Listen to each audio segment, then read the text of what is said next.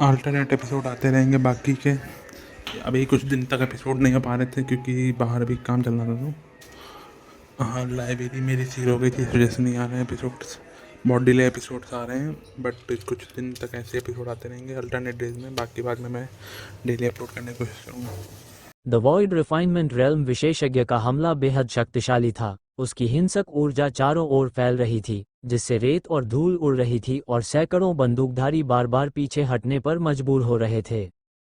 ये देख रमन ने उत्साहित होकर अपनी मुट्ठी भींच ली। उसकी आंखों में बदला लेने की खुशी झलक रही थी। तुम आरव सरनेम वाले कुत्ते, देखो इस बार तुम कहाँ भाग सकते हो। जिस सबसे शक्तिशाली विशेषज्ञ से वह पहले मिला था, वह केवल हेवनली रैंक का था। इसलिए उसकी आंखों में सामने खड़ा दाढ़ी वाला आदमी अत्यंत शक्तिशाली और लगभग अजेय था। हेमंत ने भी राहत की लंबी सांस ली। अंत में इन लोगों से निपट लिया, अन्यथा उसे असली मुश्किल का सामना करना पड़ता। दाढ़ी वाले आदमी के चेहरे पर ठंडी मुस्कान थी और वह आरव के सीने को पकड़ने वाला था। तभी एक और बड़ा हाथ बगल से बाहर निकला। तुम सोचते हो कि तुम मेरे भाई को अपनी कुत्ते की पंजों से छू सकते हो? ये राकेश था जिसने कदम बढ़ाया, अनामिका को दिखाने के लिए कि वह सबसे तेज था। उसने दाढ़ी वाले आदमी के हाथ को पकड़ लिया। फिर एक झटका हुआ और उसका कलाई टूट गई। आह! दाढ़ी वाले आदमी के चेहरे पर अहंकार तुरंत गायब हो गया और उसके बाद एक तेज चीख सुनाई दी। अभी वो चिल्ला भी नहीं पाया था कि राकेश का बड़ा पैर पहले ही उसकी छाती में आकर लगा था, उसे जमीन पर गिरा दिया और उसे जमीन पर ही जकड़ लिया। दाढ़ी वाला आदमी जमीन पर पड़ा, उसका शरीर कुछ देर के लिए थरथराया, उसकी टांगें कुछ बार झटकी और फिर वो बेहोश हो गया। अच्छा, वहां मौजूद सभी लोग हैरान रह गए। उन्होंने कभी नहीं सोचा था कि एक ऐसा शख्स एक ही किक में मार दिया जाएगा। तो सामने खड़ा ये युवा लड़का कितना शक्तिशाली है। इसके अलावा, जैसा कि उसने अभी प्रदर्शन किया, वह केवल एक जूनियर लगता है, तो युवा नेता कितना शक्तिशाली होगा? सभी के दिमाग में एक के बाद एक सवाल उठे और वे पूरी तरह से चौंक गए। सबसे अधिक चौंकित नाइन्थ एल्डर राजू था। उसकी समझ में यह क्षेत्र अब आध्यात्मिक ऊर्जा से रहित था। मार्शल आर्ट्स में गिरावट आ चुकी थी और असली विशेषज्ञों की संख्या बहुत कम थी। उसे बस एक आदमी भेजने की जरूरत थी जो इन लोगों को नष्ट कर दे, और वह समग्र इंटरफेस को भी जीत सकता था। परंतु उसे ये देखकर बड़ा आश्चर्य हुआ कि ओपोनेंट की ताकत उसकी कल्पना से कहीं अधिक थी। वह ये भी नहीं समझ पा रहा था कि ओपोनेंट का साधना स्तर क्या था, इससे पहले कि ओपोनेंट ने उसके सबसे प्रिय अनुचर को पूरी तरह से कुचल दिया। वह मुड़ा और हेमंत को गुस्से से घूरते हुए बोला, तुम कमीने, क्या तुमने मुझे नहीं बताया था कि इस क्षेत्र में कोई मजबूत लोग नहीं हैं? तो फिर यह इतना शक्तिशाली प्राणी कहाँ से आया? हेमंत शर्मा गया और चुप हो गया। उसकी स्थिति बहुत बेरहम हो गई थी। अगर वह जानता कि सामने वाला इतना शक्तिशाली है, तो वह हजारों जीवन होने के बावजूद भी इन्हें उकसाने की हिम्मत नहीं करता। वह जानता ही नहीं था कि क्या चल रहा था। आमतौर पर एक मार्शल सेंट पहले ही इस क्षेत्र में एक अत्यधिक शक्तिशाली प्राणी होता है, तो फिर इतना शक्तिशाली युवा लड़का कहाँ से आया? राकेश ने दोनों को और कोई समय बर्बाद करने का मौका नहीं दिया और चलकर कहा, बुजुर्ग, तुरंत मेरे बड़े भाई से माफी मांगने के लिए घुटने टेक दो, वरना मैं तुम्हारी लाशों को छोड़ूंगा नहीं। तुम लड़के, क्या तुम सच में सोचते हो कि तुम सिर्फ इसलिए अजेय हो क्योंकि तुमने मेरे एक आदमी को हराया? राजू का चेहरा ठंडा था। उसे ये समझ में नहीं आ रहा था कि सामने वाला का साधना स्तर कितना ऊंचा है, लेकिन उसके मन में 20 साल के युवा लड़के से कहीं अधिक शक्तिशाली होने की उम्मीद नहीं थी। इसलिए, हालांकि वह चौंका था, वह ज्यादा घबराया नहीं था। हालांकि वह एक चालाक बूढ़ा लोमड़ी था और उसने जल्दबाजी में कोई कदम नहीं उठाया। उसने फिर से अपने पीछे हाथ हिलाया। सभी एक साथ हमला करो। उसके आदेश पर शेष के दर्जन भर अनुचर आ गए। उनमें से सभी रिफाइनमेंट रेल्म के थे और दो तो इंटीग्रेशन रेल्म के प्रारंभिक चरण तक पहुंच चुके थे। अब जब उन्होंने राकेश की असाधारण क्षमताओं को देख लिया था, तो वे अब उसे हल्के में नहीं ले रहे थे। न केवल उनका संख्या में अधिक था, बल्कि उन्होंने अपनी पूरी ताकत बिना किसी रोक टोक के छोड़ दी थी। एक दर्जन से अधिक शक्तिशाली लोग एक साथ हमला कर रहे थे। ये सभी आग आधारित तकनीकों को साधते थे और एक पल में गर्मी की लहर चढ़ गई और शक्ति अत्यंत चौंकाने वाली थी। अफसोस, वे एक ऐसे शक्तिशाली विशेषज्ञ का सामना कर रहे थे जिसने पहले ही ट्रिब्यूलेशन ट्रांसेंडिंग रेल्म के शिखर को प्राप्त कर लिया था। साधना स्तर का अंतर बहुत बड़ा था। चाहे राकेश यहाँ खड़ा हो और उन्हें 10 या 8 साल तक लड़ने दे, ये किसी भी प्रभाव का कारण नहीं बन सकता था। तुम सब मर जाओ अब, राकेश ने गुस्से में आकर चिल्लाया और एक थप्पड़ मारा। राजू ने अभी अभी उसके बड़े भाई की महिला पर हमला करने की कोशिश की थी, जिसने उसकी सीमा को पार कर दिया था, और उसने कोई दया नहीं दिखाए। एक ट्रिब्यूलेशन ट्रांसेंडिंग के शिखर के पूरे बल का हमला किसी की भी कल्पना से अधिक शक्तिशाली था। हमला करने वाले साधकों को ये समझने का भी मौका नहीं मिला कि क्या हो रहा था, और उन्होंने महसूस किया कि उनके शरीर अचानक फट गए, उनके एंशंट आत्माओं का कोई निशान नहीं बचा, और वे खून के धुएं में बदल गए। यह क्या ये वॉइड ट्रांसफॉर्मेशन स्तर का विशेषज्ञ है? राजू का चेहरा तुरंत बदल गया। वह जानता था कि अगर उसने अपनी पूरी ताकत लगाई तो वह इन दर्जन भर लोगों को एक ही हमले में नष्ट नहीं कर सकता था। लेकिन सामने वाले ने न केवल ये किया, बल्कि इसे बहुत आसानी से किया, बिना किसी प्रकार की कोई सीमा दिखाए। फिर इसके केवल एक संभावना हो सकती है, सामने वाले का साधना स्तर उसके अपने से कहीं ऊपर है, बहुत बड़ी सीमा से। ये सोचते हुए उसने मुड़ा और भागने की कोशिश की, बिना एक पल भी रुके। अफसोस, राकेश उसे भागने का मौका देने वाला नहीं था, और उसने एक और थप्पड़ मारा। तभी आरव की आवाज उसके पास से आई, इसे जिंदा रखना है। अपने बड़े भाई का आदेश पाते ही राकेश ने अपना थप्पड़ बदलकर पकड़ लिया और तुरंत राजू को खींचते हुए जमीन पर पटक दिया। अच्छा, राजू गिरने से लगभग बेहोश हो गया। ओपोनेंट के साधना स्तर के दबाव में उसके शरीर की असली ऊर्जा पूरी तरह से निष्क्रिय हो गई और वह अपनी दांतिन में स्थिर हो गया। इस क्षण में उसका दिल आश्चर्य और अविश्वास से भरा हुआ था। ओपोनेंट का साधना स्तर अभूतपूर्व था, वॉइड ट्रांसफॉर्मेशन स्तर से कहीं अधिक। शायद केवल सेक्ट के नेता और कुछ सबसे शक्तिशाली व्यक्ति ही उसकी तुलना कर सकते थे। जब वह हैरान था, हेमंत और उसके भतीजे रमन, जो उसके पास खड़े थे, इतने डरे हुए थे कि वे जमीन पर गिर पड़े। जब उन्होंने पहली बार नाइन्थ एल्डर से मुलाकात की थी तो वे उसे भगवान मानते थे, एक देवता, और पृथ्वी पर उसका मुकाबला नहीं था। इसीलिए वे झुके हुए थे और हेवनली पैलेस से गद्दारी करने के लिए तैयार थे। लेकिन सबको हैरानी हुई, शक्तिशाली नाइन्थ एल्डर को कुत्ते की तरह पीटा जा रहा था, वह पूरी तरह से पलटवार करने के लिए असमर्थ था। इस पल में उनके दिलों में गहरी पछतावा थी। अगर उन्हें पता होता कि ऐसा होगा तो वे इस दुष्ट तारे को उकसाते ही क्यों? अब पछताने का समय बहुत हो चुका था। वे भागने की कोशिश करना चाहते थे, लेकिन वे इतने डरे हुए थे कि उनके पैर कमजोर हो गए और वे खड़े होने की ताकत भी नहीं पा रहे थे, भागने की तो बात ही छोड़ो। आरव ने इस दौरान दोनों की ओर ध्यान नहीं दिया और अपनी नजरें राजू पर केंद्रित की। सिंखोल के नीचे का सील जल्द ही टूटने वाला था और मुझे जितनी ज्यादा जानकारी मिल सके उतनी जुटानी होगी। उसकी नजरें राजू पर गड़ी थीं। मैं तुम्हें एक मौका देता हूं कि तुम सचमुच बताओ कि sun moon holy fire sect के बारे में क्या है। लगता है तुम हमारे सेक्ट के बारे में यहाँ आए हो। उनकी सेक्ट का नाम सुने जाने पर राजू ने पहले ही उनकी मंशा का अनुमान लगा लिया था। वे यहाँ सिंखोल के लिए नहीं आए थे, बल्कि सन और मून होली फायर सेक्ट के बारे में जानने के लिए आए थे। लेकिन वह भी कठिन था और उसने ठंडे स्वर में कहा, ये सपना देखना बंद करो, मैं तुम्हें एक भी शब्द नहीं बताऊंगा। तुम्हें पहले ही मौका दिया गया था। अगर तुमने इसका फायदा नहीं उठाया तो तुम किसी और को दोषी नहीं ठहरा सकते। आरव को उसके साथ बहस करने की जरूरत नहीं थी, इसलिए उसने अपना हाथ बढ़ाया और उसके सिर के ऊपर सेंटर पॉइंट बिंदु पर दबाव डाला और सोल सर्चिंग टेक्निक का इस्तेमाल किया। अब उसकी मानसिक शक्ति इतनी अधिक थी कि नासेंट सोल कल्टिवेटर को ढूंढना उसके लिए कोई मुश्किल नहीं था।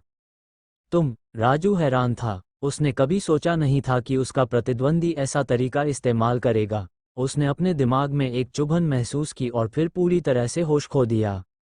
सिर्फ 2-3 सांसों में आरव ने उसके सभी यादों को पढ़ लिया और अपना हाथ हटा लिया। राजू जमीन पर गिर पड़ा।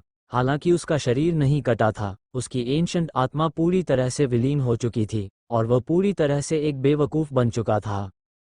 ये लड़का पूरी तरह से अपनी किस्मत का हकदार था। उसने इसे खुद न्योता दिया और अब कोई भी परवाह नहीं कर रहा था। डेना सिचू ने पूछा, Aarav, sun moon holy fire sect का असली इतिहास क्या है? और उन्हें भूमिगत क्यों सील किया गया? यह एक लंबी कहानी है। आरव का चेहरा गंभीर था। जो उसने अभी अभी पढ़ा था उससे स्पष्ट रूप से गहरा प्रभाव पड़ा था, और उसने सबको उसकी कहानी सुनानी शुरू की। असल में सन और मून होली फायर कल्ट का इतिहास बेहद पुराना था, जो गॉड्स के महान युद्ध से भी पहले का था। हालांकि इसे एक सेक्ट कहा जाता है, लेकिन यह मूल रूप से एक कबीला था।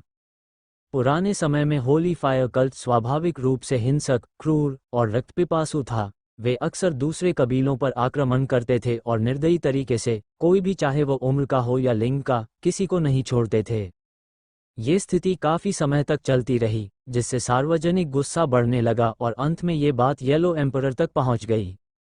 उन्होंने कबीले के सबसे शक्तिशाली योद्धाओं को लेकर सन और मून होली फायर सेक्ट में एक बड़ी लड़ाई लड़ी, जिसमें उन्होंने तब के नेता फायर रेवन को मार डाला। हालांकि एम्परर सत्येंद्र अंततः एक उदार शासक था और उन्होंने सभी को समाप्त करने का निर्णय नहीं लिया। लेकिन ये डरते हुए कि बचे हुए अनुयायी फिर से उठ सकते हैं और अधिक अपराध कर सकते हैं, उन्होंने उन्हें सीधे भूमिगत गुफा में सील कर दिया। डेना सिचू ने हैरान होकर कहा, तो यह इस तरह हुआ। मुझे कभी नहीं पता था कि यहाँ का सील येलो एम्परर द्वारा छोड़ा गया था। सावित्री ने कहा, सन और मून होली फायर सेक्ट सचमुच बेहद जिद्दी है। चूंकि यह कुछ हजार साल पहले हुआ था, तो वे कैसे बच पाए? आरव ने कहा, हालांकि भूमिगत गुफा अंधेरे में है, ये फिर भी एक छोटा सा संसार है, इसलिए जीवित रहना कोई समस्या नहीं है। हालांकि आध्यात्मिक ऊर्जा की कमी के कारण वे साधना जारी नहीं रख पा रहे थे। येलो एम्परर का उद्देश्य उन्हें एक बार में नष्ट करना नहीं था। उनका लक्ष्य सन और मून सेक्रेट फायर सेक्ट को कमजोर करना और उन्हें उनके बुरे कर्मों को जारी रखने से रोकना था। सिमरन ने पूछा, लिटिल प्रिंस, अगर ऐसा है तो उनकी शक्ति घटती जा रही होगी, तो फिर वे सील क्यों तोड़ रहे हैं? आरव ने कहा, वह सच है। गुफा के नीचे कोई आध्यात्मिक ऊर्जा नहीं है। समय बीतने के साथ sun moon holy fire sect के और लोग मरते गए और कबीले के सदस्य कम होते गए। अगर यह स्थिति इस तरह बढ़ती रही तो तबाही केवल समय की बात थी। हालांकि चीजें अप्रत्याशित हो गईं। जैसे ही सन और मून होली फायर सेक्ट का पतन हो रहा था, एक जरूरी व्यक्ति अचानक सामने आया। वह था प्रेजेंट सेक्ट का नेता रेहन। असल में साधना बिना आध्यात्मिक ऊर्जा के करना संभव नहीं था, लेकिन वह एक ऐसा प्रतिभाशाली था जिसे संरचनाओं में दूसरे विशेषज्ञता प्राप्त थी। वह जब बालिग हुआ तो उसने गुफा के नीचे एक अत्यधिक विशेष ऊर्जा संग्रहण संरचना बनाई, जो गुफा के माध्यम से सतह से आध्यात्मिक ऊर्जा को अवशोषित कर सकती थी। इससे स्थिति पूरी तरह से बदल गई। पृथ्वी से आध्यात्मिक ऊर्जा लगातार भूमिगत गुफा में खींची जाने लगी। उन्होंने बात खत्म की और कुनलन वंडरलैंड के लोग कुछ महसूस नहीं कर पाए, लेकिन डेना सिचू और अन्य के चेहरे तुरंत बदल गए। क्या ये कारण था कि बाद में पृथ्वी पर आध्यात्मिक ऊर्जा की कमी हो गई? क्या ये सब भूमिगत गुफाओं द्वारा अवशोषित कर लिया गया था? अब लगता है कि सचमुच यही मामला है। आरव ने सिर हिलाया। गुफा के नीचे की आध्यात्मिक ऊर्जा अब अविश्वसनीय रूप से समृद्ध है। ये लगभग पृथ्वी की पहले की सतह की आध्यात्मिक ऊर्जा का संकेंद्रण हो चुका है। शुरुआत में sun moon holy fire sect भी दीवार के खिलाफ लड़ रहे थे, यह महसूस करते हुए कि इतनी सारी आध्यात्मिक ऊर्जा खींची जा रही थी। ओपा के साधकों को इसे आसानी से नहीं छोड़ने देना चाहिए और एक बड़ी लड़ाई अनिवार्य थी।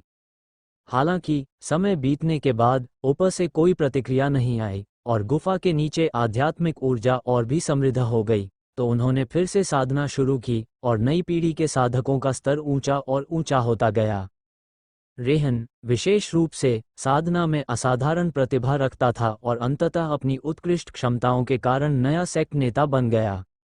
वो एक अत्यंत महत्वाकांक्षी आदमी था। एक बार शक्ति प्राप्त करने के बाद उसने sun moon holy fire sect के सदस्यों को सील तोड़ने और सतह पर वापस आने की योजना बनाई। सावित्री ने पूछा, क्या बाद में आध्यात्मिक ऊर्जा का रिसाव उनके कारण था? वो सही है, आरव ने कहा। सैकड़ों साल पहले रेहान ने विशेषज्ञों को इकट्ठा करके सील पर हमला करना शुरू किया। इसके अतिरिक्त उसकी संरचनाओं में असाधारण कुशलता ने उसे सील की कमजोरियों का पता लगाने में मदद की। सदियों तक येलो एम्परर द्वारा छोड़ी गई सील भी उसे तोड़ने और उजागर करने में सक्षम हुआ। इससे जमा हुई आध्यात्मिक ऊर्जा वापस पृथ्वी में रिसने लगी, जिसके परिणामस्वरूप प्रेजेंट आध्यात्मिक ऊर्जा का पुनरुद्धार हुआ। आरुषि ने कहा, ईमानदारी से कहूं तो sun moon holy fire sect काफी दयनीय है। वे वहां बिना देखे गए अनगिनत सालों से सील किए गए थे।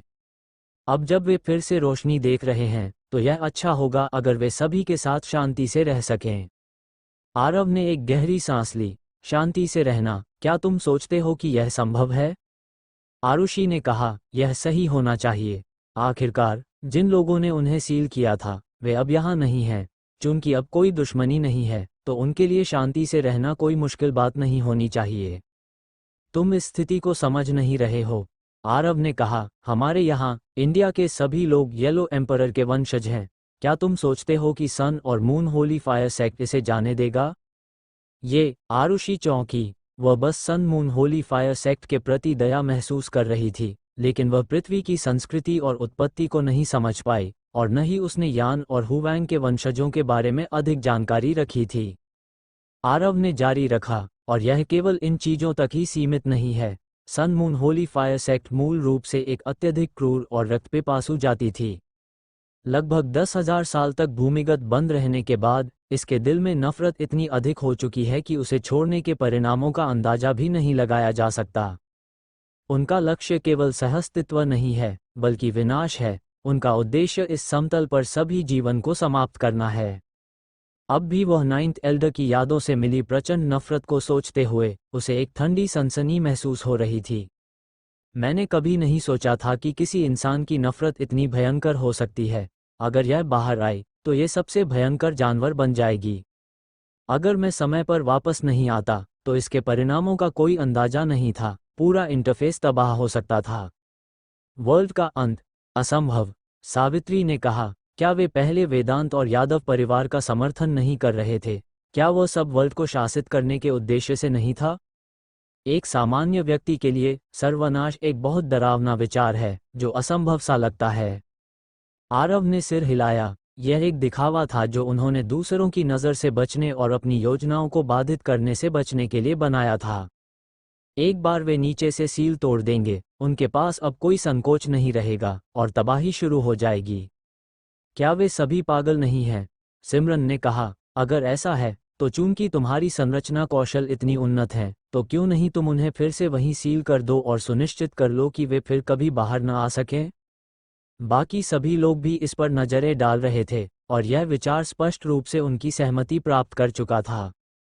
आरव के प्रेजेंट संरचनाओं के कौशल के साथ वह कुनलन महाद्वीप के स्पेसियाई मार्गों को भी बदल सकता है, तो sun moon holy fire sect को फिर से सील करना कोई मुश्किल बात नहीं होनी चाहिए।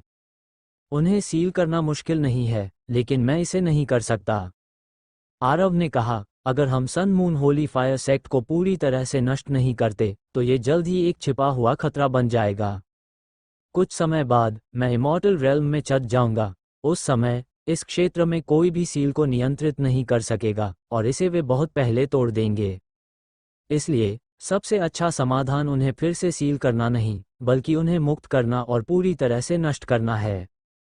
उसका परिवार, पत्नी, दोस्त और यहाँ तक कि बेटी भी इस स्क्रीन पर हैं। वह किसी भी संभावित खतरों को इजाज़त नहीं दे सकता, खासकर क्योंकि यह एक घड़ी की बम की तरह है। अगर रेहान पहले बाहर आ सकता था तो कौन जानता है कि अगला कोई सा कैसा राक्षस उत्पन्न होगा। ऐसे जाति से निपटने का सबसे अच्छा तरीका उसे फिर से सील नहीं करना बल्कि उसे पूरी तरह से समाप्त करना है।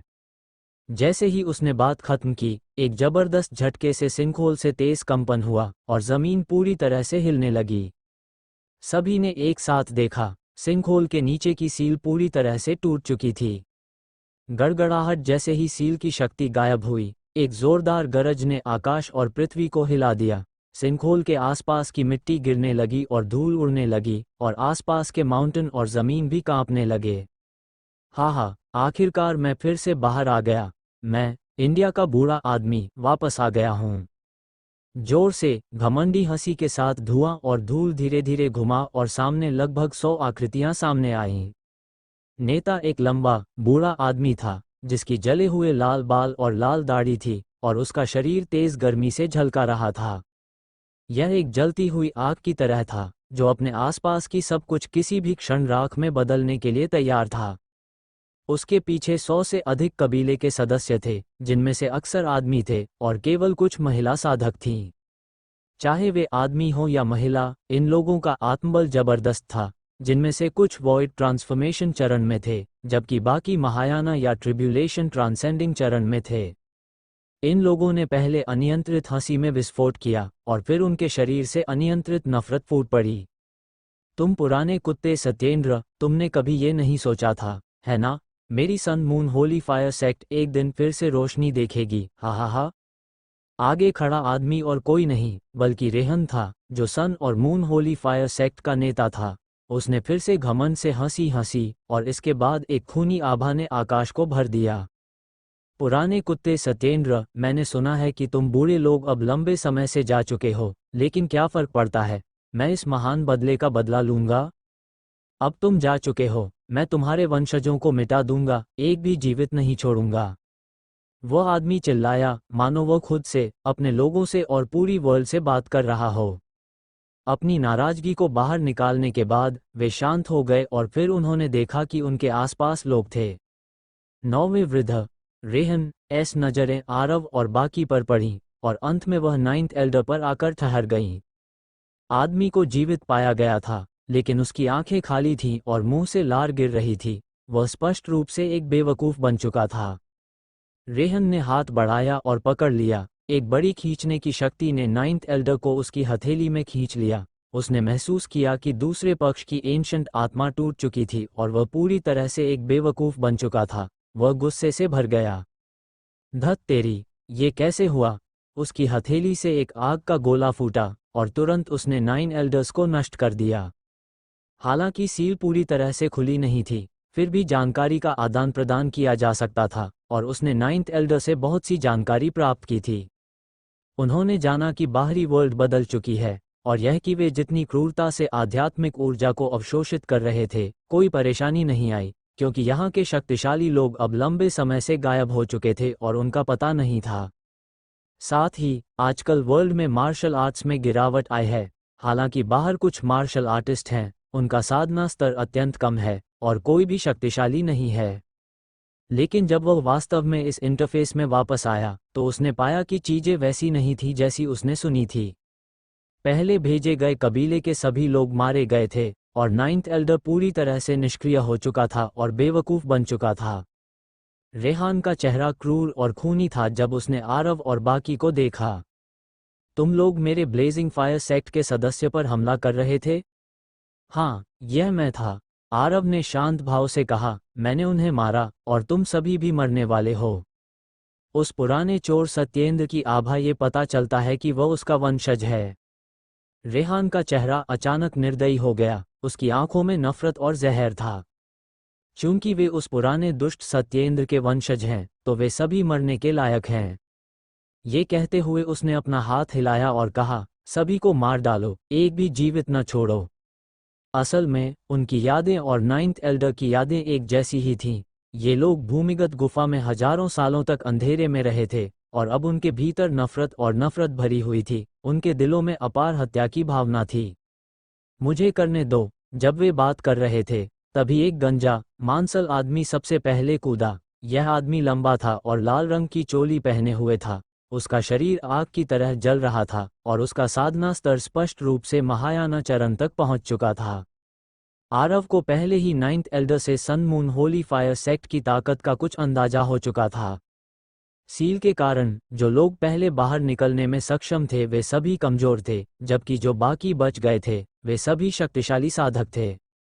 पहली बात यह है कि शक्तिशाली साधक सील में छेद से नहीं गुजर सकते। दूसरी बात यह है कि उन्हें सील पर हमला करने के लिए ह्यूमन शक्ति की जरूरत होती है और जितना अधिक शक्तिशाली साधक होता है उतना जल्दी वह इसे तोड़ सकता है।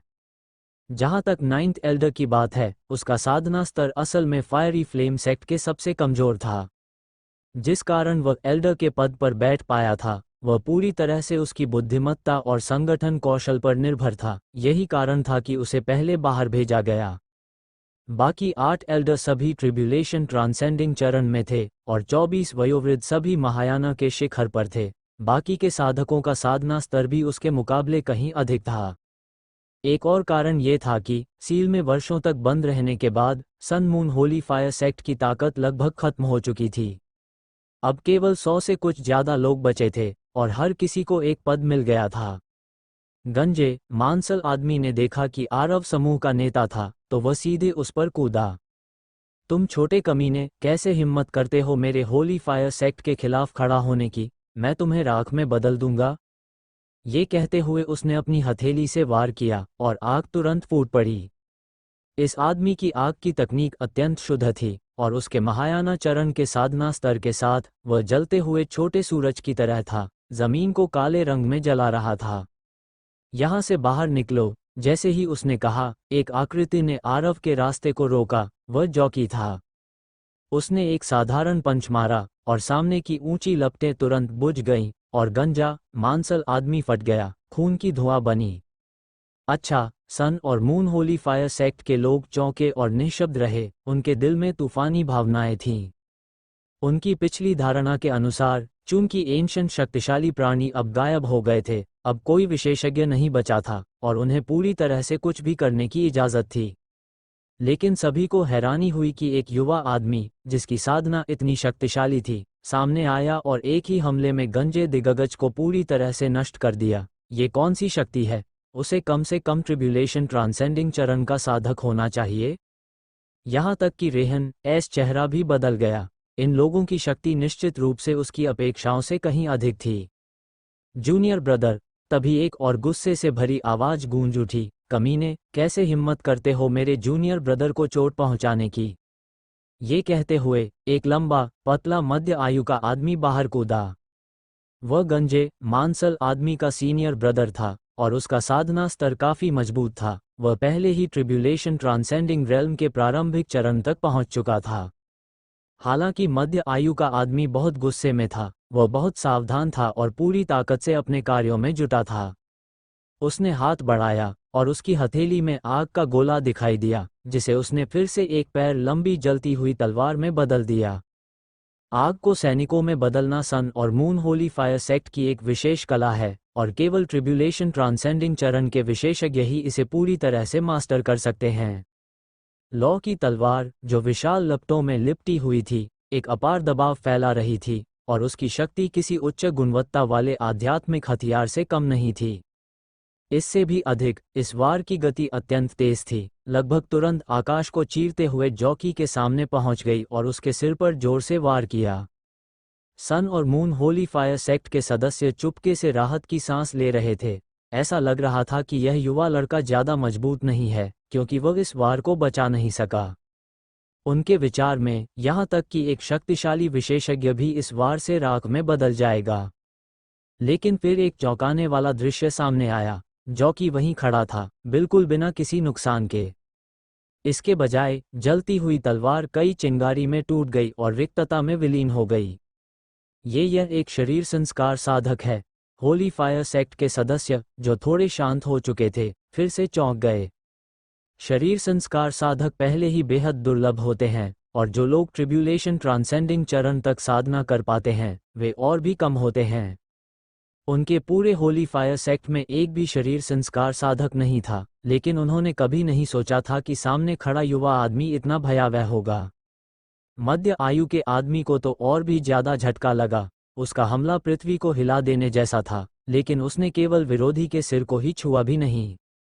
वो प्रतिक्रिया कर पाता, उससे पहले जॉकी का हाथ पहले ही बढ़ चुका था और उसे पकड़ने के लिए झपट लिया।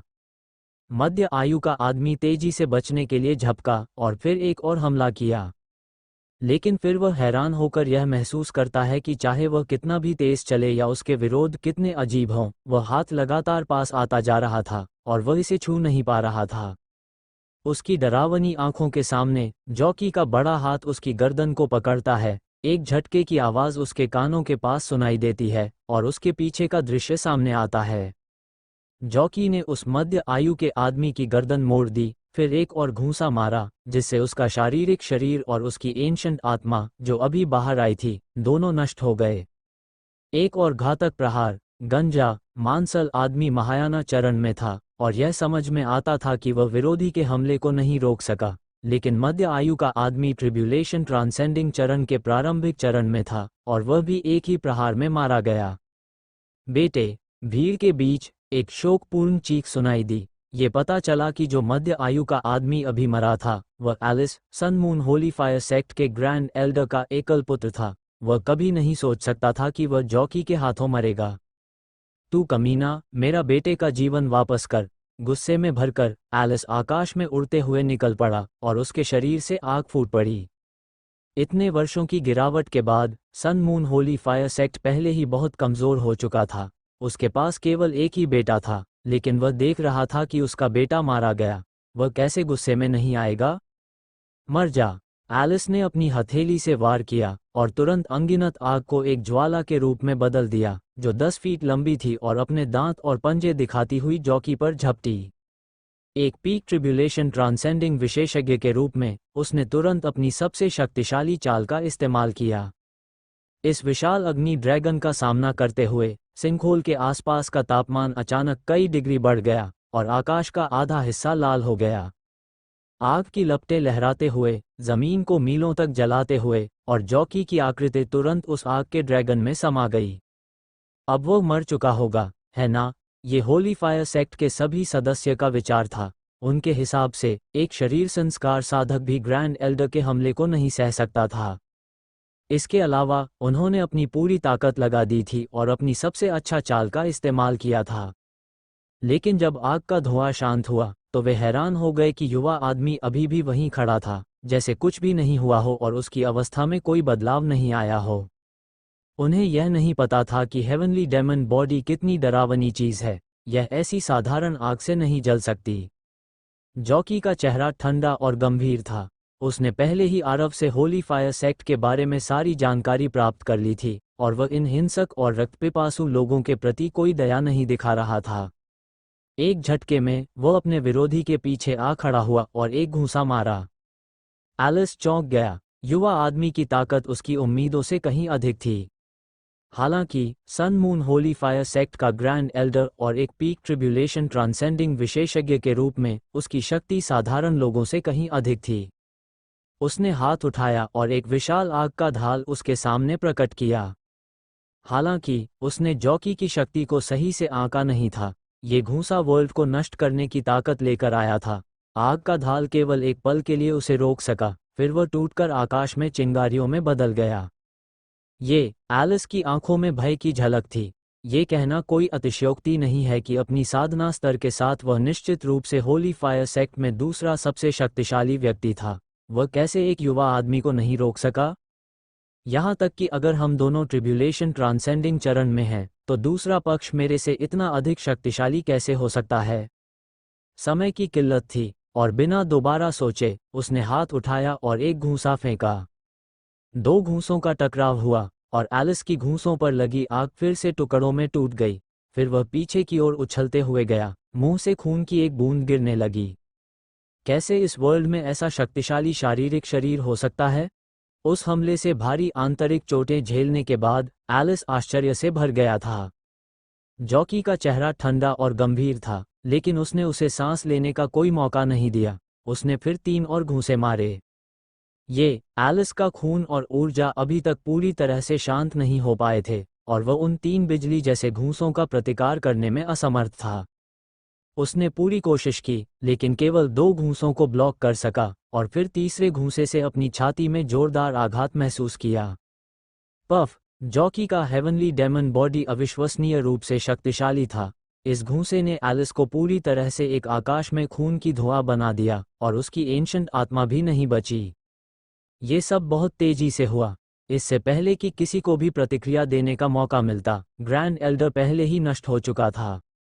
सन और मून होली फायर सेक्ट के सदस्य पूरी तरह से हैरान रह गए। उनके शरीर से नकारात्मक ऊर्जा धीरे धीरे समाप्त होने लगी और उसकी जगह गहरी डर की भावना ने ले ली। सदियों से वे पूरी ताकत से सील को तोड़ने के लिए संघर्ष कर रहे थे, सिर्फ इस वर्ल्ड में वापस लौटने, बदला लेने और वर्ल्ड के विनाश के लिए। खासकर यह जानने के बाद कि वे एंशिएंट शक्तिशाली प्राणी पूरी तरह से गायब हो चुके थे, उन्हें लगता था कि वे पूरे क्षेत्र के मालिक बन गए थे और वे जो चाहें कर सकते थे। यही कारण था कि उनके दिल में इतनी नफरत थी और वे इतना हिंसक और खून खराबा करना चाहते थे। लेकिन अब ये पूरी तरह से अलग था। ये युवा लोग उनकी अपेक्षाओं से कहीं अधिक शक्तिशाली थे। जब जीवन का खतरा हो तो बाकी सभी चीजें केवल विलासिता बन जाती हैं। जो उन्हें अब करना चाहिए वह ये है कि वे कैसे जीवित रहें, न कि वर्ल्ड का विनाश करें। बच्चे, तुमने मुझे पूरी तरह से गुस्से में डाल दिया है। इसके विपरीत सेक्ट के नेता रेहन गुस्से से उबाल मार रहे थे। उसने अभी तक ये सोचा था कि उसके आदमी इन बच्चों से आसानी से निपट लेंगे क्योंकि वह खुद कार्रवाई करने के लिए बहुत घमंडी था। लेकिन उनकी पूरी हैरानी के लिए उनकी 3 टीमों के सदस्य एक पल में मारे गए और उनका मनोबल गिरकर नीचे चला गया। शरीर संस्कार साधक, हाँ, अगर तुम इतने सक्षम हो तो इस सेक्ट के नेता से एक हथेली का प्रहार झेलो। ये कहते हुए उसने अपनी हथेली से वार किया। ये हथेली का प्रहार हल्का और हवा सा प्रतीत हो रहा था, एलिस के पहले हमले से कहीं कम शक्तिशाली और गंजे दिग्गज के मुकाबले भी कमजोर था। मेरे हाथ में एक हल्की नीली आग जल रही थी जो निरंतर लहराती और नृत्य करती थी, फिर भी यह आश्चर्यजनक रूप से सौम्य थी, जैसे इसकी कोई गर्मी ही न हो। जॉकी वहीं खड़ा था, गर्व से, बिना किसी भागने की इच्छा के। आरव थोड़ी देर के लिए चौंका, फिर उसकी आंखों में भय की झलक दिखी और उसने जोर से चिल्लाया, जल्दी वापस आओ। जॉकी नहीं समझ सका कि क्या हो रहा था, लेकिन वह हमेशा आरव की बातों को बिना सवाल किए मानता था। बिना किसी संकोच के उसने अपनी अंगुली से हल्के से टेढ़े कदम उठाए और तुरंत आरव के पीछे वापस लौट आया। जब तक उसका शरीर गायब हुआ, वह हल्की नीली आग उस स्थान को घेर चुकी थी जहां वह खड़ा था। न तो कोई भयंकर गरज सुनाई दी, न ही कोई जलती हुई गर्मी महसूस हुई, सब कुछ शांत था। फिर भी आग ने जहां भी अपना मार्ग तय किया वहां एक गहरी खाई छोड़ दी थी। न केवल आसपास के फूल, घास और पेड़, बल्कि भूमिगत ग्रेनाइट भी पूरी तरह से नष्ट हो गया और कोई निशान नहीं छोड़ा। सभी के चेहरों पर बदलाव आया। यह आग कैसी है? यह इतनी प्रभावशाली कैसे हो सकती है? जॉकी के पसीने से भीगने के बाद वह समझ गया कि अगर आरव ने उसे समय पर वापस न बुलाया होता तो उसकी हेवनली डेमन बॉडी शायद इस तरह की प्रचंड आग को सहन न कर पाती। सिमरन हैरान होकर बोली, लिटिल प्रिंस, ये कौन सी आग है? यह इतनी हावी कैसे हो सकती है? आरव का चेहरा गंभीर हो गया। यह एक अजीब आग है और एक बहुत ही उच्च स्तरीय आग है। इससे कोई आश्चर्य नहीं कि वह इतना चिंतित था। उसे लगता था कि बर्निंग हेवन पर्पल फ्लेम के अलावा वह इस क्षेत्र में किसी और अजीब आग का सामना नहीं करेगा, लेकिन आज उसने एक और का सामना किया। सबसे जरूरी बात यह है कि विरोधी की आग नीली रंग की अजीब आग है जो बर्निंग हेवन पर्पल फ्लेम से एक स्तर ऊपर है। हा, मैंने नहीं सोचा था कि तुम्हारे पास कुछ ज्ञान है। ये है नेदरवर्ल्ड कॉ फ्लेम। रेहान हंसी में फूट पड़ा। अजीब आग से मरना तुम्हारे लिए सम्मान की बात है। जैसे ही उन्होंने देखा कि उनका नेता जॉकी को पीछे हटने पर मजबूर कर रहा था, होली फायर सेक्ट के सदस्य तुरंत उत्साहित हो गए। रेहान ने गर्व से भीड़ का जायजा लिया। छोटे बच्चों, चूंकि तुम्हारे पास कुछ कौशल है तो घुटने टेककर समर्पण करो और शायद मैं तुम्हारी जान बख्शने का विचार करूंगा। तुम सोच रहे हो बहुत। आरव ने सिर हिलाया। चाहे तुम घुटने टेको या समर्पण करो, आज मैं तुम्हें नहीं छोड़ने वाला। क्या अहंकारी बच्चा है। मुझे पता नहीं किसने तुम्हें ये साहस दिया। अगर ऐसा है तो नेदरवर्ल्ड कॉ फायर की ताकत का स्वाद चखो। रेहान ने ये कहते हुए अपना हमला शुरू किया, लेकिन आरव ने अपना पैर जमीन पर मारा। एक के बाद एक गूंजते हुए आवाजें आईं और फिर ऊंची लपटें और बिजली की ताकत मध्य आकाश में दिखाई दी और एक थंडर और फायर का सागर बना जिसने पूरी तरह से होली फायर कल्ट के सदस्यों को घेर लिया। Wind, cloud, thunder and fire अरे एक 9वें स्तर का फॉर्मेशन आयोजन था जिसे आरव ने पहले ही स्थापित किया था। वह पहले इसे एक एहतियात के तौर पर बनाना चाहता था, लेकिन अब ये काम आ गया था। रेहन के पास ट्रिब्यूलेशन ट्रांसेंडिंग रेल्म के शिखर का साधना स्तर था और नीली अजीब आग की शक्ति के साथ कोई और उसका मुकाबला नहीं कर सकता था। भले ही उसने अपनी पूरी ताकत न भी लगाई हो, वह फिर भी उसे हरा नहीं सकता था। हालांकि यदि वह पूरी ताकत से संघर्ष करता तो यह एक आकाशीय त्रासदी को जन्म दे सकता था और वह इमॉर्टल रेल्म में चढ़ सकता था, लेकिन आध्यात्मिक ऊर्जा के पुनर्जीवन का मामला अभी तक हल नहीं हुआ था, इसलिए यह स्पष्ट रूप से सही समय नहीं था। जैसे ही आयोजन सक्रिय हुआ, होली फायर सेक्ट के सदस्यों के चेहरे तुरंत बदल गए। रेहान ने माथे पर बल डाले और चारों ओर देखा। ये वास्तव में एक 9वें स्तर का आयोजन है। बच्चे, मैंने नहीं सोचा था कि तुम्हारे पास ये क्षमता है। तो क्या क्या तुम सोचते हो कि ऐसा आयोजन मुझे फंसा सकता है? आरव हल्की मुस्कान के साथ बोला, तुमने गलत कहा। यह नहीं कि मैं तुम्हें फंसाना चाहता हूँ, बल्कि मैं तुम्हें नष्ट करना चाहता हूँ। हाँ, तुम मुझे नष्ट करना चाहते हो। जब तक वह पुराना सत्येंद्र फिर से जन्म न ले, तुम्हारी ताकत नहीं है। तुम इसे आजमाओ, तब पता चलेगा। आरव ने ये कहते हुए एक जादू मंत्र पढ़ा और मध्य आकाश में लपटें मचलने लगीं, जो एक अंतहीन अग्नि सागर में बदल गईं, जो नीचे सभी को घेर लिया। इस बार उसने 5 थंडर हेवनली किलिंग फॉर्मेशन का उपयोग नहीं किया, बल्कि विंड, क्लाउड, थंडर और फायर फॉर्मेशन का इस्तेमाल किया, ताकि वह अपने आयोजन कौशल को परखा सके और बिजली और आग के सम्मिलन की शक्ति देख सके। लपटें आकाश में उठी और अनगिनत अग्नि ड्रैगन और अग्नि पक्षी आग में घूमे, जो होली फायर सेक्ट के सदस्यों की ओर दौड़े। हा, तुम मेरे होली फायर सेक्ट से लड़ने के लिए आग का इस्तेमाल कर रहे हो। तुम सच में बिल्कुल मूर्ख हो। रेहन फिर से हंसी में फूट पड़ा। ये पता चला कि होली फायर सेक्ट आग विशेषज्ञ विधियां अभ्यास करता था और साधारण आग उनके लिए कोई खतरा नहीं थी। हालांकि आग बेहद भयंकर लग रही थी, होली फायर सेक्ट के सदस्य पूरी तरह से अप्रभावित थे।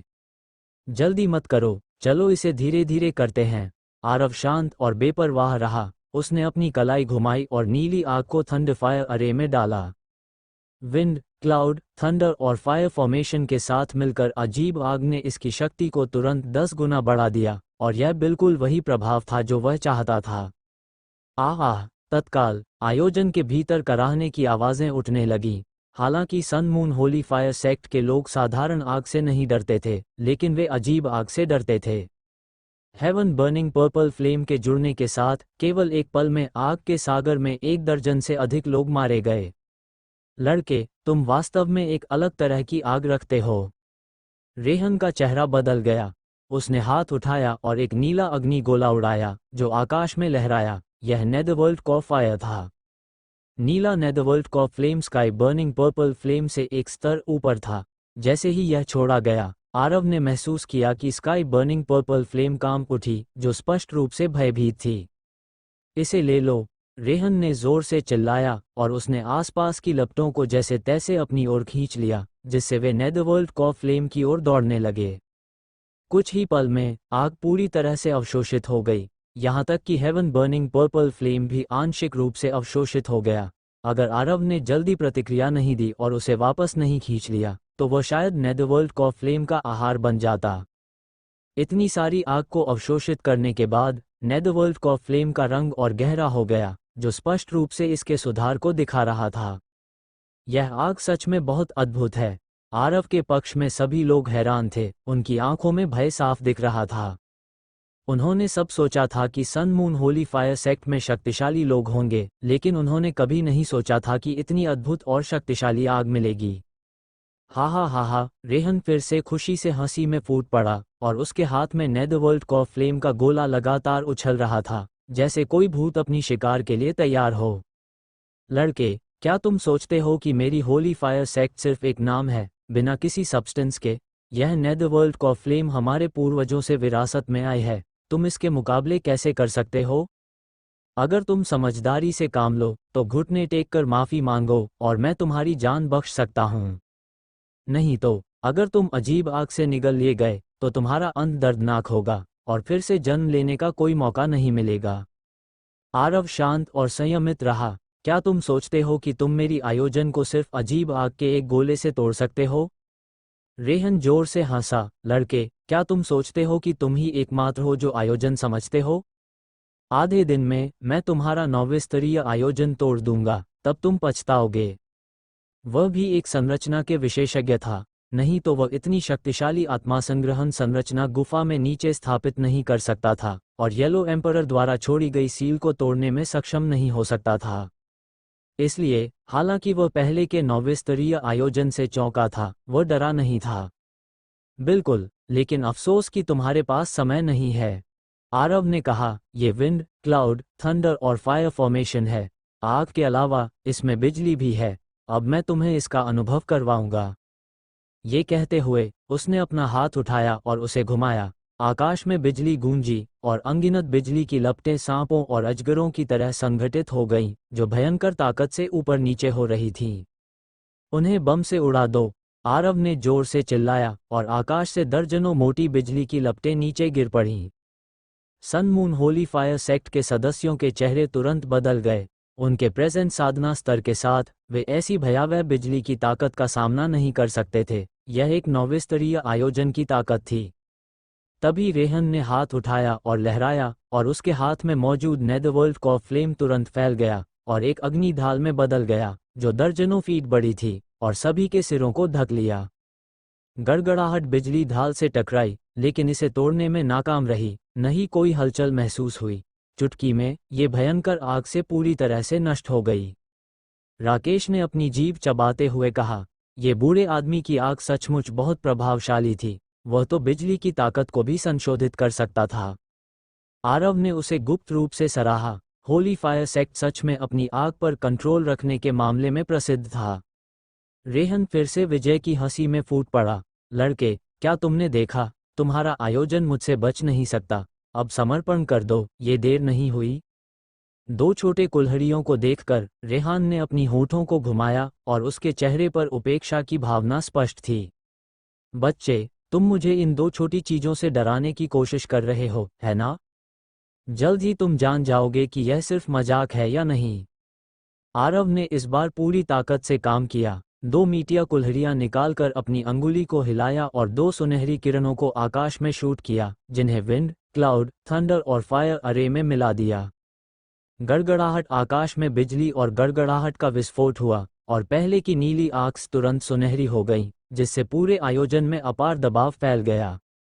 ये क्या है? रेहान के चेहरे पर जो घमंड और अहंकार था, वह तुरंत गायब हो गया और उसकी जगह हैरानी और डर ने ले ली। वह यह महसूस कर सकता था कि आकाश में बिजली तुरंत बदल गई थी और इसकी शक्ति 100 गुना बढ़ गई थी। सटीक रूप से कहा जाए तो यह एक गुणात्मक परिवर्तन था, जैसे कि उसकी अजीब आग और साधारण आग में तुलना भी नहीं की जा सकती। न केवल उसने डर महसूस किया, बल्कि आकाश में मौजूद नेदरवर्ल्ड का फ्लेम भी कांपने लगी, जो साफ तौर पर डर महसूस कर रही थी। डिवाइन बिजली, ये डिवाइन बिजली है। ये कैसे संभव है? एक नीली नेदरवर्ल्ड फ्लेम के रूप में पूरे इंटरफेस में ऐसा कुछ भी नहीं था जो इसे डर महसूस कराए। अगर पहले की बिजली ने ये किया है, तो केवल एक ही संभावना हो सकती है। ये डिवाइन बिजली है जो इस क्षेत्र से संबंधित नहीं है। आजमाओ और देखो, आरव हल्की मुस्कान के साथ बोला। उसने अपना हाथ उठाया और आकाश से दर्जनों बिजली की लपटें नीचे गिरीं। बिजली की लपटों की संख्या पहले से कम थी और बिजली के आग भी काफी छोटे लग रहे थे, लेकिन इसकी शक्ति 100 गुना या 1000 गुना बढ़ गई थी और यह आकाश को चीरने वाली बिजली की ताकत लेकर आए। ऐसे तेज हमले का सामना करते हुए रेहान अब कुछ और नहीं सोच सका और तुरंत अपनी अजीब आग से बनी ढाल को फिर से बुला लिया, जो उसकी एकमात्र रक्षा का तरीका था। अजीब आग अब भी वही नेदरवर्ल्ड का फायर थी और ढाल भी वही ढाल था, लेकिन बिजली बदल गई थी और परिणाम पूरी तरह से अलग था। जब बिजली ढाल से टकराई, वह तुरंत टुकड़ों में बिखर गई और अंततः नीली अग्नि के गोले में समा गई, जो रेहान के शरीर में वापस घुस गई।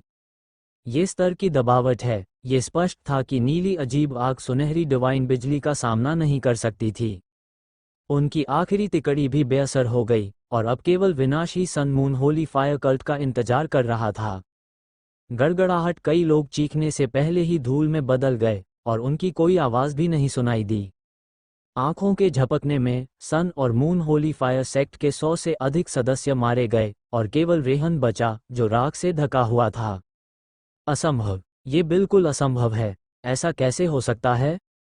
हालांकि रेहान अपने शक्तिशाली साधना और अजीब आग की ढाल के संरक्षण के कारण बच गया, वह विश्वास नहीं कर पा रहा था। कई वर्षों तक भूमिगत सील होने के बाद उसने सील को तोड़ने में 100 वर्षों की मेहनत लगाई और फिर इस वर्ल्ड में वापस आकर ऐसा अंत देखना पड़ा। वे बदला लेने और वर्ल्ड को नष्ट करने से पहले उनके अपने लोग खत्म हो गए। हालांकि सामने खड़ा युवा आदमी बुजुर्ग नहीं था, उसके तरीके अत्यंत निर्दयी थे, जो येलो एम्परर से भी बहुत अधिक शक्तिशाली थे, और उसने उन्हें कोई मौका नहीं दिया। आरव हल्की मुस्कान के साथ बोला, कैसा है? मेरी बिजली काफी अच्छी है ना? वह आराम से दिख रहा था, लेकिन अंदर से वह वास्तव में गहरी राहत की सांस ले रहा था। अगर डिवाइन बिजली अजीब आग के खिलाफ प्रभावी नहीं होती, तो उसे इस पुराने आदमी को खत्म करने के लिए आकाशीय चढ़ाई करने का जोखिम उठाना पड़ता। अब तक स्थिति उम्मीद से बेहतर दिख रही है। रेहन का चेहरा कॉम्प्लेक्स था। उसने आकाश में सुनहरी बिजली को देखा और अंत में एक झटके से घुटने टेक दिए। वह मौत से नहीं डरता था, लेकिन वह नहीं चाहता था कि sun moon holy fire cult पूरी तरह से नष्ट हो जाए। इसलिए उसने अपनी गरिमा छोड़ दी, केवल अपने कबीले के लिए एक चिंगारी बचाने की उम्मीद की। मेरे साथ दया करो, मैं समर्पण करने को तैयार हूँ। उसकी अभिव्यक्ति मुड़ी हुई थी, और स्पष्ट रूप से वह अनगिनत अपमान सह रहा था। वह सोचता था कि जैसे ही वह झुकेगा, दूसरा पक्ष उसे छोड़ देगा, और वह बाद में पलटवार करने का मौका पा सकेगा। दुर्भाग्य से, वह बहुत अधिक आशावादी था। जैसे ही उसने नाइन्थ एल्डर की यादें पढ़ी थीं, आरव का कोई इरादा नहीं था कि उन्हें जीवित छोड़ दे। अगर घास की जड़ से सफाई नहीं की जाती, तो परिणाम अंतहीन होते। आरव कभी भी येलो एम्परर द्वारा की गई गलती नहीं दोहराएगा, और न ही वह ऐसी दुनिया ध्वंसक खतरे को फिर से होने देगा। मैंने पहले ही कहा था, चाहे तुम घुटने टेक कर दया की भीख मांगो, मैं तुम्हें नहीं छोड़ूंगा। ये कहते हुए उसने फिर से हाथ हिलाया, और आकाश से फिर से दर्जनों सुनहरी बिजली की लपटें नीचे गिरीं। नहीं, आकाश भरकर बिजली की लपटें देखकर रेहान इसका विरोध करने में असमर्थ था और केवल एक निराश चिल्लाहट छोड़ सका। जन्म से ही वह पूरे सेक्ट का जीनियस और उम्मीद था। उसने इतने वर्षों तक कड़ी मेहनत की थी ताकि सेक्ट को वर्ल्ड पर फिर से कंट्रोल मिल सके और अपने परिवार का बदला ले सके। लेकिन सभी को हैरानी हुई कि 100 वर्षों की मेहनत के बाद उसने अपने सेक्ट को विनाश की ओर ले जाया, और इसके बाद sun moon holy fire sect world से पूरी तरह से समाप्त हो गया।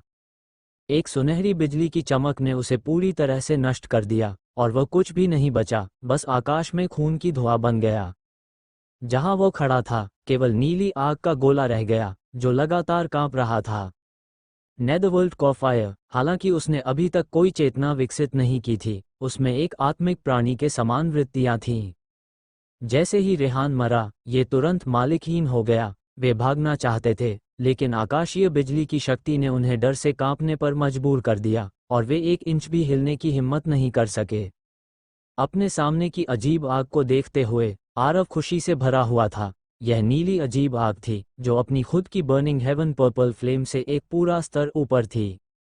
एक बार इसे अधीन किया गया, तो यह मेरे लिए एक बड़ी मदद साबित होगी। वह बहुत खुश था कि उसने विंड, क्लाउड, थंडर और फायर फॉर्मेशन पहले से तैयार कर दिया था, अन्यथा अगर यह छोटा सा प्राणी भाग जाता, तो वह उसे पकड़ने में असमर्थ होता। बर्निंग पर्पल फ्लेम को पहले अधीन करने के अनुभव से मुझे अजीब आग को अधीन करने में कोई दिक्कत नहीं है। इन चीजों में कोई बुद्धिमत्ता नहीं होती, लेकिन इनमें जानवरों जैसी वृत्तियां होती हैं। आरव ने नेदरवर्ल्ड को फ्लेम की ओर देखा और कहा, अब तुम्हारे पास 2 विकल्प हैं, या तो तुम मेरे सामने समर्पण करो या पूरी तरह से नष्ट हो जाओ। ये कहते हुए उसने फिर से हाथ हिलाया, और तुरंत आकाश में फिर से दर्जनों सुनहरी बिजली की लपटें प्रकट हो गईं। बिजली गूंज रही थी, और उसकी शक्ति इतनी अधिक थी कि यह किसी भी चीज को नष्ट कर सकती थी जो उनके सामने खड़ी हो। नेदरवर्ल्ड को की लपटें झपकने और कांपने लगीं, जो स्पष्ट रूप से डर से कांप रही थी। एक ही समय में उसकी रोशनी कम हो गई, और वह पहले से कहीं ज्यादा हल्की लगने लगी, जैसे कि उसने पहले ही समर्पण कर दिया हो। अगर तुम समर्पण करने के लिए तैयार हो, तो मेरे पास आओ। आरव ने ये कहते हुए हाथ बढ़ाया, और नेदरवर्ल्ड को फ्लेम तुरंत बिना किसी हिचकिचाहट के उसकी हथेली में कूद गई। आग कूदी और नाचती रही, फिर भी कोई गर्मी नहीं निकल रही थी, बिल्कुल एक बिल्ली की तरह अपने मालिक के साथ सिमटने जैसा। वे सच में समर्पण कर गए। आरव खुशी से भर गया। उसे शेन्नांगजिया में इस यात्रा से इतनी बड़ी सफलता की उम्मीद नहीं थी। एक विचार के साथ नेदरवर्ल्ड को फ्लेम उसकी हथेली से गायब हो गई, और उसके दांतियान में एक छोटी नीली आग, जो अब तक दाने के आकार की थी, दिखाई दी। पहले से मौजूद बर्निंग पर्पल फ्लेम को हटा दिया गया, जो ये स्पष्ट रूप से दिखाता था कि इसका दर्जा नए आग के मालिक से निचला था।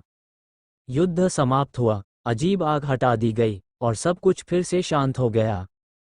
सिंकहोल में भूमिगत गुफा को देखते हुए डेनस सिचू ने पूछा, आरव, अब हमें क्या करना चाहिए? क्या हमें नीचे जाकर देखना चाहिए? आरव ने उसे देखा, सिंकहोल के नीचे की गुफा अंधेरी और गहरी थी। अब जब सील पूरी तरह से टूट चुकी थी, पहले जो आध्यात्मिक ऊर्जा अवशोषित की गई थी वह वापस पृथ्वी पर लौट आई थी। हालांकि यह कुंडलन इमॉर्टल रेल्म की आध्यात्मिक ऊर्जा जितनी समृद्ध नहीं थी, फिर भी यह पहले से बहुत बेहतर थी।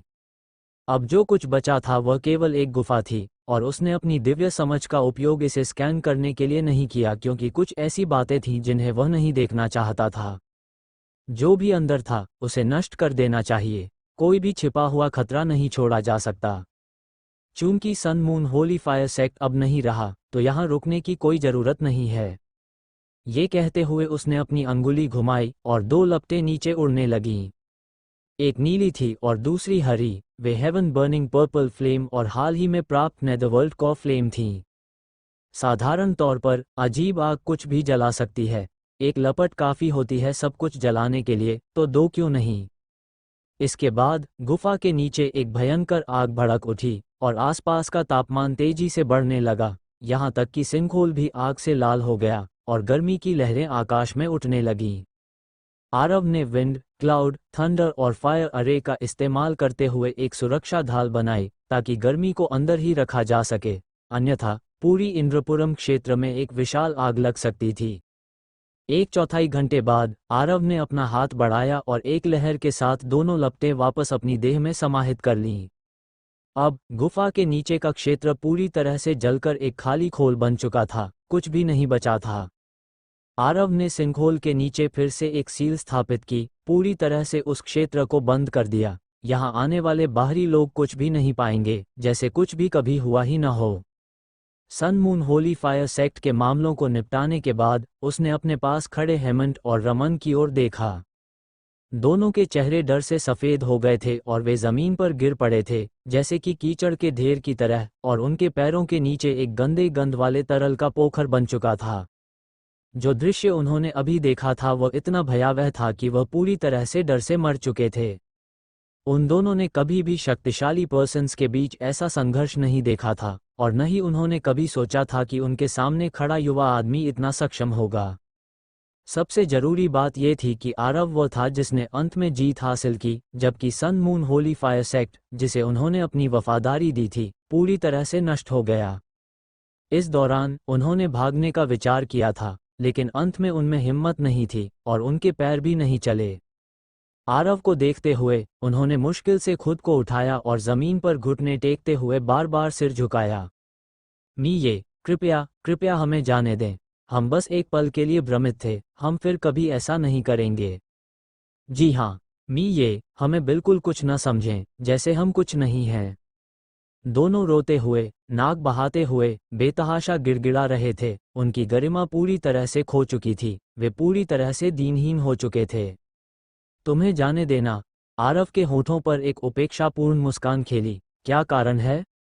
कारण, मैं सत्येंद्र पवेलियन का एक मुख्य सदस्य था और मैंने हेवनली पैलेस के लिए जरूरी योगदान दिया। हालांकि वह आत्मविश्वास से भरा नहीं था, हेमंत ने आखिरकार अपने लिए एक कारण ढूंढ ही लिया। रमन ने काफी देर सोचा, लेकिन एक उचित जवाब नहीं दे सका, इसलिए वह सिर झुकाकर बोला, हम सभी भारतीय हैं। भारतीय लोग? तुम कैसे अपने आप को भारतीय कह सकते हो? आरव का चेहरा तुरंत ठंडा हो गया।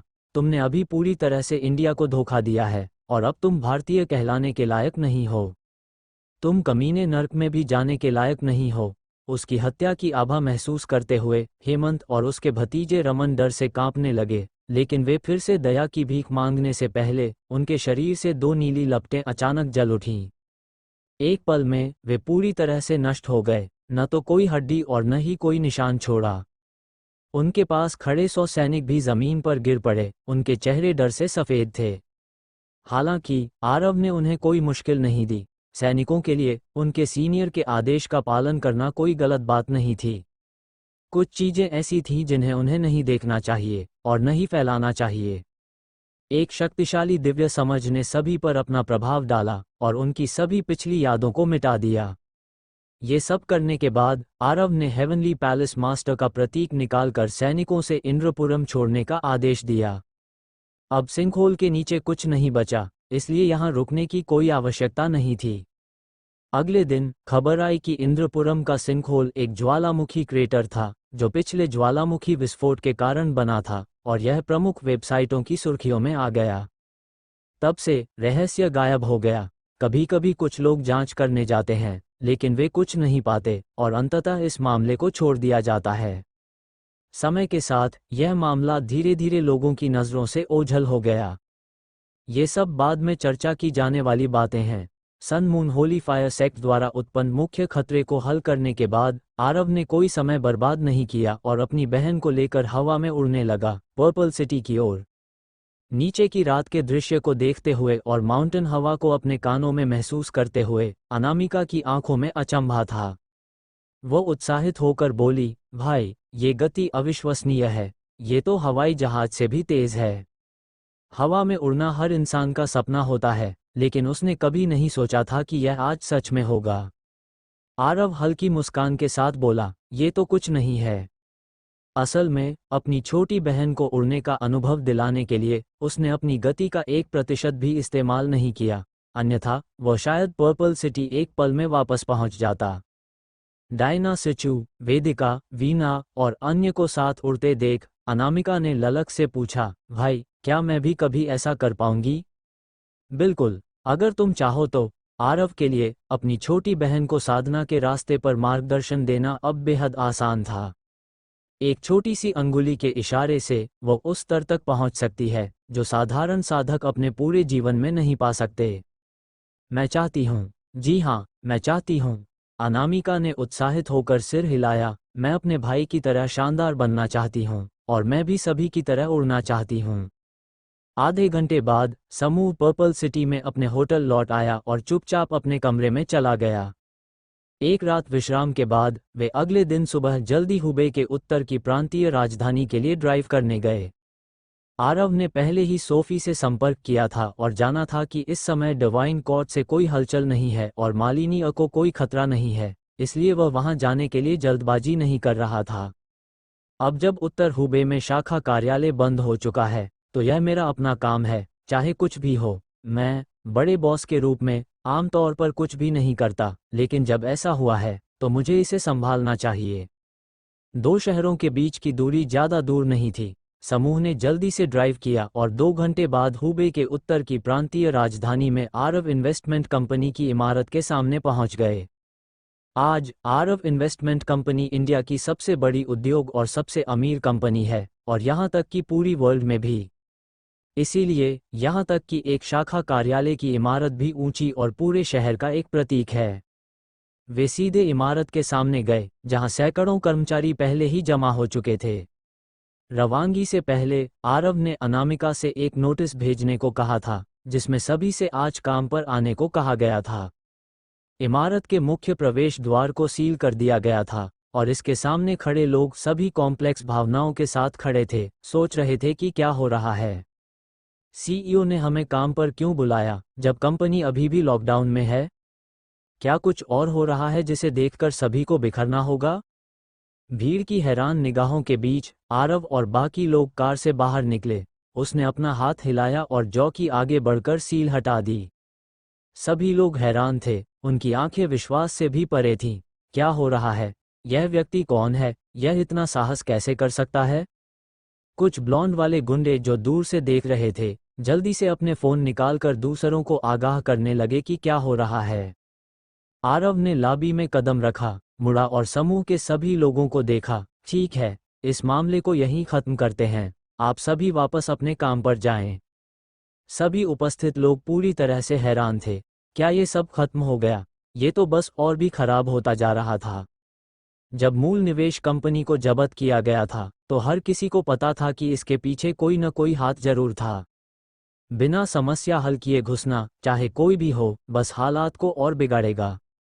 सैकड़ों कर्मचारियों में से कोई भी हरकत नहीं कर रहा था, और वे अब भी नहीं जानते थे कि यह युवा आदमी कौन है या इसे इतनी हिम्मत कहाँ से मिली है। उनकी निगाहें सभी अनामिका पर जा टिकीं। आखिरकार वो कंपनी की जिम्मेदार थी। अनामिका ने अपना हाथ हिलाया। ठीक है, ये मेरे बड़े भाई हैं, जैसे वे कहें वैसा ही करें। सभी वापस अपने काम पर जाएं। हालांकि सभी के मन में शंका थी, उन्होंने ज्यादा नहीं कहा और राष्ट्रपति का आदेश मिलने के बाद वे सभी कार्यालय इमारत में गए और अपने पदों पर लौटकर व्यस्त हो गए। आरव ने सभी को लॉबी में बैठने के लिए कहा और कर्मचारियों को चाय और नाश्ते की व्यवस्था करने को कहा। सभी ने आराम से चाय पीते हुए समय बिताया। अनामिका भी उलझन में थी और आरव के पास बैठी पूछने लगी, भाई क्या हमें ऐसा करना ठीक है? जब तक तुम्हारा भाई यहाँ है मैं कुछ भी करूँगा। आरव ने चाय का कप उठाया, आराम से एक घूंट लिया, फिर कहा, क्या तुम जानती हो कि कंपनी को क्यों बंद किया गया? अनामिका ने सिर हिलाया। हमारा समूह पूरी तरह से वैध है, सब कुछ कानूनी और नियमों के अनुसार है, इसमें कोई समस्या नहीं हो सकती। कंपनी का जब्त होना जरूर किसी के द्वारा पर्दे के पीछे साजिश का परिणाम है। हमने अब तक किसी से कोई दुश्मनी नहीं मानी, तो हम नहीं जानते कि इसके पीछे कौन है। ये यादव परिवार है जो रमन के पीछे है। आरव ने सत्येंद्र पवेलियन के विशेष विभाग से इस मामले की पूरी जांच की थी और उसे सब कुछ पता था। यादव परिवार के बारे में सुनकर अनामिका चौंकी। क्यों? हमारा कभी यादव परिवार से कोई विवाद नहीं हुआ और इसके अलावा रमन और मैं मुश्किल से दोस्त थे। आरव ने कहा, ये सब मुनाफे के लिए है। बड़े मुनाफे के सामने यह मायने नहीं रखता कि कोई विवाद है या नहीं। रमन ने तुमसे नज़दीकी बनाने के लिए हर तरीका अपनाया, इसका मकसद था हमारे कारोबार पर कब्जा करना। अब जब हेमंत यादव परिवार का शक्तिशाली समर्थक sun moon holy fire sect से जुड़ चुका है और शुक्ला फैमिली से भी समर्थन मिल गया है, तो उनके पास हमारे समूह को जब्त करने के लिए पर्याप्त आत्मविश्वास है। असल में हेमंत और वेदांत ने इस योजना को एक साथ तैयार किया था। यादव परिवार शाखा कार्यालयों को निशाना बनाएगा, जबकि वेदांत मुख्यालय को, और दोनों मिलकर आरव इन्वेस्टमेंट कंपनी को अपना लेंगे। आखिरकार यह एक बहुखरब डॉलर का समूह है। इसे अधिग्रहित करने से वह तुरंत इंडिया का सबसे अमीर आदमी बन जाएगा। अब जब पूरी कहानी सामने आ गई थी, अनामिका बिल्कुल भी शांत नहीं हुई, बल्कि चिंतित दिखी। भाई, आप शायद यादव परिवार के बारे में नहीं जानते। वे हुबे के उत्तर में सबसे शक्तिशाली परिवार हैं, जिनका सभी पहलुओं में अत्यधिक प्रभाव है। अगर वे पर्दे के पीछे ये सब साजिश कर रहे हैं और आपने अब घुसकर इसे बढ़ावा दिया है, तो जल्द ही आपको मुश्किलों का सामना करना पड़ेगा। मुसीबत? तुम्हारे भाई के सामने कोई मुसीबत नहीं है? आरव हल्की मुस्कान के साथ बोला, चिंता मत करो, हम बस उन्हें हमारे पास आने का इंतजार कर रहे हैं। हम आज सभी मुश्किलों को हल कर देंगे। जैसे ही उसने ये कहा, कंपनी के परिसर से एक तेज ब्रेक लगाने की आवाज सुनाई दी। एक के बाद एक आधिकारिक वाहन सायरन बजाते हुए गेट के सामने आकर रुके। आगे बढ़ते हुए कुछ 6 द्वार वाले आधिकारिक वाहन थे, जिनके बाद कॉमर्स एंड इंडस्ट्री एडमिनिस्ट्रेशन और टैक्स एडमिनिस्ट्रेशन के वाहन थे। 40-50 सरकारी ऑफिसर वाहनों से बाहर निकले और अंदर घुस गए। तुम्हारी हिम्मत कैसे हुई? तुमको किसने अंदर आने दिया? किसने तुम्हें ऑफिस में वापस आने दिया? एक मध्य आयु का गंजा आदमी जो टैक्स प्रशासन के यूनिफॉर्म में था, सबसे पहले बाहर निकला और जोर से थूकते हुए बोला। आरव सोफे पर बैठा रहा, ऊपर देखकर बोला, मैंने तुम्हें अंदर आने दिया, क्या समस्या है? ये लोग आरव के चारों ओर घेर कर खड़े हो गए। गंजा आदमी गुस्से से चिल्लाया, तुम छोटे हो लेकिन अहंकारी हो। क्या तुम नहीं जानते कि कंपनी बंद कर दी गई है? क्या तुमने दरवाजे पर लगी सील नहीं देखी? बिल्कुल देखा। आरव खड़ा हुआ, मुझे तुमसे कुछ सवाल पूछने हैं। कंपनी की क्या समस्याएं हैं? इसे क्यों बंद किया गया? गंजा आदमी बोला, ठीक है, फिर मैं तुम्हें बताता हूँ। क्योंकि तुम्हारे कर अस्पष्ट हैं, इसलिए हमने तुम्हें बंद कर दिया। अनामिका क्रोधित हो गई, बकवास। हम कानूनी और सही तरीके से कर चुका रहे हैं, हम कैसे कर चुकाने में नाकाम हो सकते हैं? गंजा आदमी होंठ घुमाकर बोला, क्या है या क्या नहीं है, ये तुम्हारे कहने से नहीं तय होगा। अगर मैं कहता हूं कि समस्या है, तो है। आरव ने अनामिका को रुकने का इशारा किया और फिर से पूछा, तुम लोगों को सत्य पता लगाने में कितना समय लगेगा? गंजा आदमी घिनौनी मुस्कान के साथ बोला, ये कहना मुश्किल है। शायद 3 दिन, शायद 5 दिन, या शायद 3 या 5 साल। आरव ने पूछा, क्या तुम्हारी दक्षता सच में इतनी कम है? मैं कुछ नहीं कर सकता, यह मेरी फैसले की बात है। आरव ने पूछा, सच में? तो फिर मुझे बताओ तुम कौन हो? गंजे आदमी ने बिना किसी झिझक के उत्तर दिया, हु वन्नियन, टैक्स एडमिनिस्ट्रेशन का निदेशक। ओह, तुम हो? ठीक है, फिर मैं तुम्हें दिखाता हूँ कि असली दक्षता क्या होती है। आरव ने ये कहते हुए एक ढेर सारी ग्रुप वेजें निकाली और गंजे आदमी के सामने पटक दी। ये तुम्हारे लिए एक तोहफा है, क्या तुम इससे संतुष्ट हो? चालबाजी कर रहे हो? क्या तुम सोचते हो कि मैं तुमसे डरता हूँ? हुवन्यन ने बेशर्मी से ग्रुप वेजों को अपने हाथ में लिया। उसने कुछ पन्ने पलटे ही थे कि उसका चेहरा तुरंत बदल गया। उसकी गंजे सिर से पसीने की बूंदें निकल आईं, चेहरा सफ़ेद हो गया और उसके हाथ कांपने लगे। अब वो क्यों डर रहा था? ये ग्रुप वेज साफ तौर पर उसके वर्षों के काले इतिहास को रिकॉर्ड करते थे। यह उसके सभी अवैध और आपराधिक कार्यों का पूरा रिकॉर्ड था, जिसमें समय, स्थान और सभी विशिष्ट विवरण शामिल थे। हुवन्यन इतने डर के मारे कांप रहा था कि वह लगभग पैंट गीला कर देता। यह कोई अतिशयोक्ति नहीं थी कि अगर उसने ये ग्रुप वेज दिए तो वह या तो मर जाएगा या अपनी पूरी जिंदगी जेल में बिता देगा। वह ये समझ नहीं पा रहा था कि कोई कैसे इतना साफ साफ जान सकता है, जब उसने सब कुछ इतनी सफाई से किया था। ये युवा आदमी आखिरकार कौन है? यह इतनी असाधारण क्षमता कैसे रखता है? आरव के होठों पर एक उपेक्षापूर्ण मुस्कान आई। तो क्या तुम इस तोहफे से संतुष्ट हो? ये ग्रुप वेज अपने साथ ले जाओ और स्वेच्छा से अपना अपराध स्वीकार करो, शायद तुम्हें नरमी से सजा मिल जाए। हुवन्यन डर से कांप रहा था, चूंकि दूसरे पक्ष ने पहले ही उसकी सारी गंदगी जान ली थी। अब वह इसे छिपा नहीं सकता था। उसकी एकमात्र चॉइस थी स्वीकृति देना। ये सोचकर उसने अपनी सारी घमंड और अहंकार छोड़ दिया, ग्रुप वेजों को हाथ में लिया, मुड़ा और तेजी से दौड़ते हुए चला गया। पीछे टैक्स अधिकारियों की टीम चुपचाप खड़ी रही, भ्रमित। हालांकि चूंकि परिवार पहले ही अव्यवस्थित तरीके से भाग चुका था, तो वहां रहने का क्या फायदा था? वे सभी बिना किसी आत्मसम्मान के हॉल से बाहर चले गए। सभी लोग पूरी तरह से हैरान थे। उन्हें नहीं पता था कि वह ढेर सारी सामग्री क्या थी या उसने इतनी बड़ी ताकत कैसे बनाई।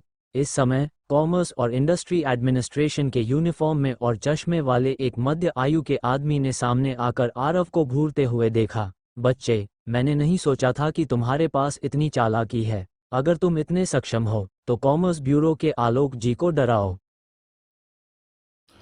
मेरे जितने भी चैनल थे सारे डिमोनेटाइज हैं, और इसी वजह से लाइव स्ट्रीम भी नहीं कर रहा, वो भी डिमोनेटाइज है, वो मोनेटाइज नहीं हुआ।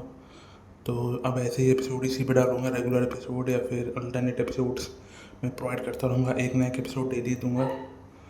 बाकी के सीरीज़ के एपिसोड दूंगा। टेलीग्राम ज्वाइन कर लो, वहाँ पर भी एपिसोड्स कभी कभार दे दूँगा करूँगा।